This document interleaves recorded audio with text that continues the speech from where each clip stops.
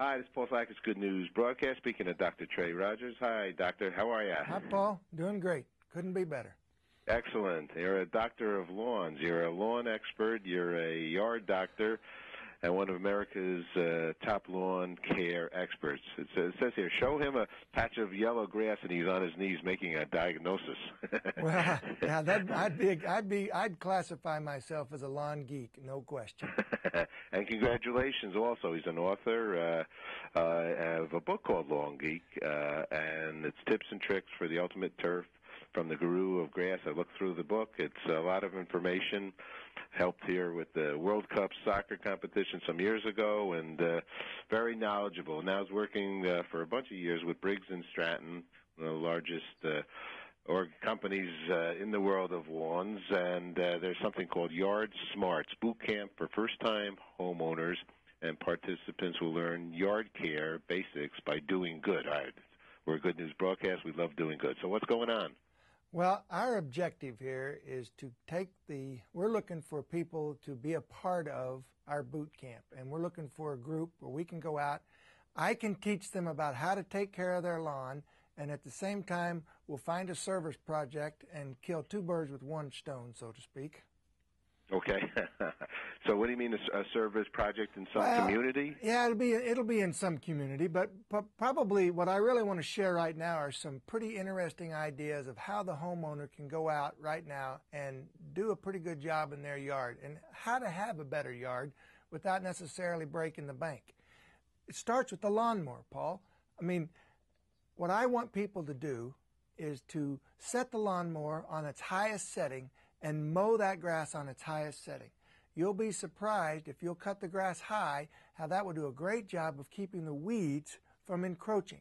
Because when you scalp the grass, that opens up the canopy and allows the weeds to germinate. There's your weed problem. Interesting. Okay, what else is there to know? Well, I think the thing when the homeowner, every time they mow, they should go out and take their string trimmer and trim at the same time. If you don't, well, look what you got. It's like having half a haircut. That's no good.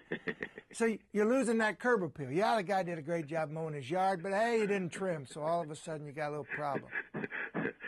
Makes good sense.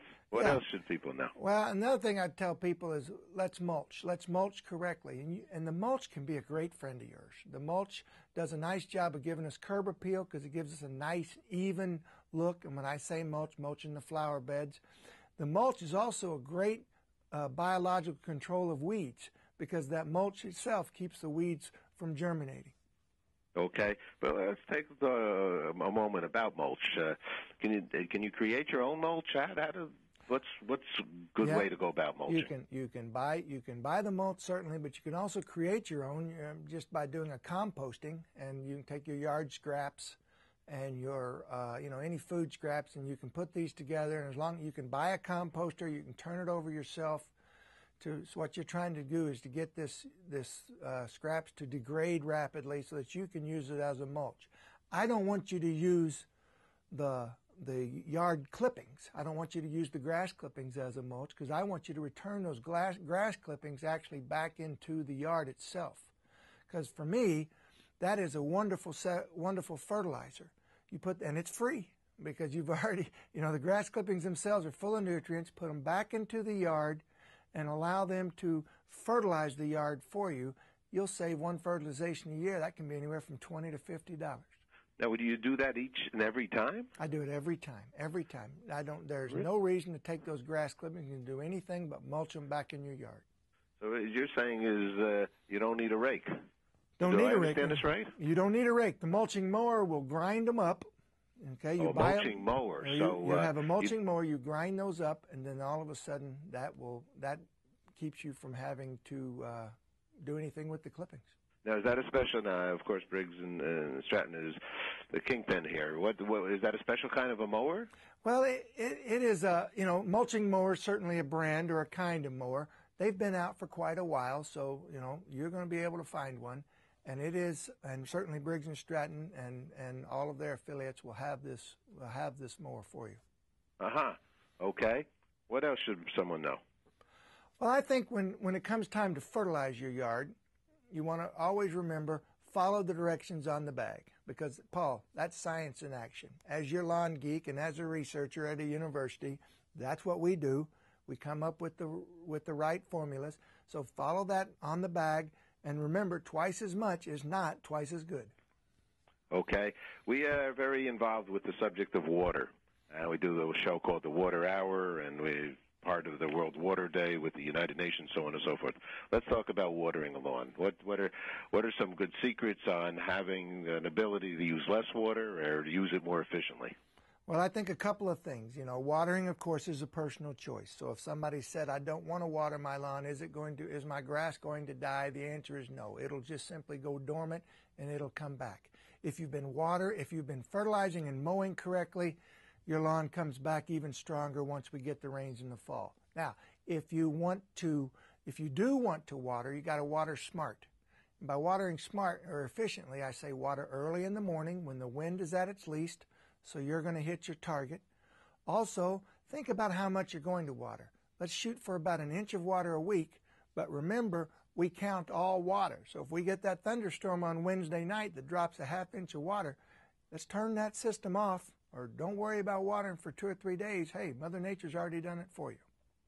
So we don't, the thought about watering, at noon or when high sun, it's just absorbing the water before it can get down to the roots of the grass? I'm not a big fan of watering in the middle of the day because I think you lose too much. You know, the efficiency goes way down. So if we're talking about gallons of water, your best bang for your buck is when the sun is at its least, and so is the wind. So now let's spend some time on yardsmartsbootcamp.com and what's going to be, and that people can actually send some video and tell us about how that's all going to work. Well, I'm going to ask you to go to yardsmarts.com, click on the boot camp. That way you can register. We're looking for a group of people that are interested in spending some time with me, and we're going to teach them about lawn care. This will be sometime this fall. Looking forward to that. We'll have a couple of winners every month, and so people can go in and register. And they can get some new yard equipment and gift certificate to shovels and rakes and new lawnmower, a whole lot of good things.